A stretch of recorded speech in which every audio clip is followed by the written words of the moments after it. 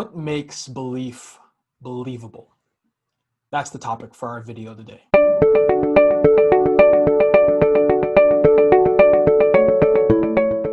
Makes belief believable. Let's take these words one at a time. We'll start with the word belief. What is belief? How is it different than knowledge? What's the difference between saying I know and I believe? Well, it seems to have something to do with certainty. Belief, in this usage, almost sounds like a conjecture, something for which I have little grounding. And while beliefs can be conjecture, that's not really all that belief is it? A belief is a particular disposition towards the world, a motive, let's call it intentionality towards reality, a way of being oriented towards the world and experiencing the world. Belief is not always conscious.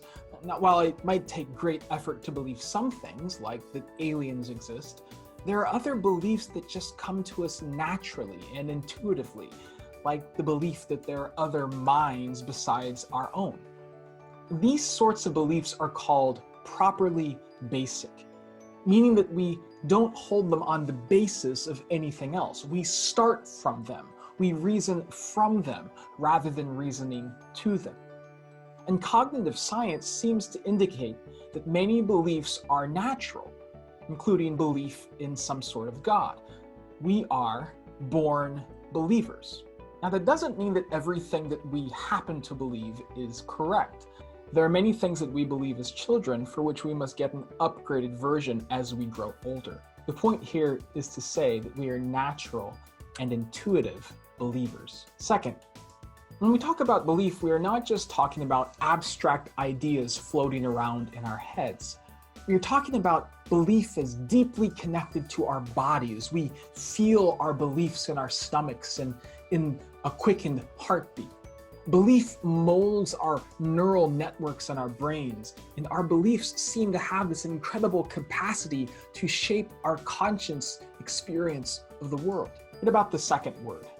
Let's go to the word makes. When we think about making belief, we might think of this on several levels. First, we might think of making believe, which all of us do as children, using our imaginations to play. And we seem to grow out of this practice of making believe, but all of us continue to crave imaginative play. So what then is the relationship of imaginative play, which seeks possibilities and belief? Second, on a theological level, we can talk about the role of the Holy Spirit in making belief.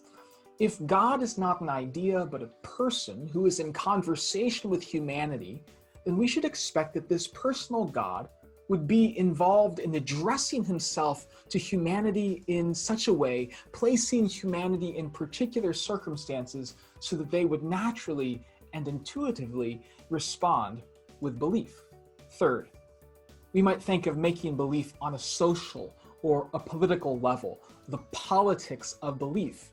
This could mean the attempt to win support from others with whom we live in a common space, or on a more extreme level, it could mean trying to apply social pressure towards one belief or another, to make someone believe or disbelieve. Now, we often think of religious groups as making or enforcing conformity, and that certainly can be the case. But the social dimension of belief is unavoidable. One of the things that the New Atheists were famous for was not just their arguments, but the way that they made them. The sneering, sarcastic posture with which they dismissed religion. Now, that posture is as important as the content of their arguments, because the function of sarcasm is to make the target seem ridiculous. It is an attempt to shape the social environment in which belief is held or evaluated. So when we talk about making belief, whose opinion counts and whose opinion is discounted? This brings us now to our third word, believable. What does it mean to say that a belief is believable or unbelievable? Once again, we could think about this in three ways. First, rationality. The way that a faith commitment or a belief is justified. What reasons can be given to support it? And this relates to defending and commending beliefs as either true or not true. This is the dimension where we ask, is this belief true? So we find beliefs believable when they seem to get reality right. As Dallas Willard used to say, truth is what happens when you run into reality. And a huge part of what makes a belief believable is its truth. Second, plausibility. Plausibility relates to the degree of social support for a belief or for a faith commitment. If you don't believe in aliens, but then you spend a couple of months with a group of friends who are otherwise normal and intelligent, but who happen to believe in aliens, you might not believe in aliens at the end of 2 months, but the chances are is that you will find their beliefs less ridiculous than you might have at the beginning. This is because your plausibility structure has changed.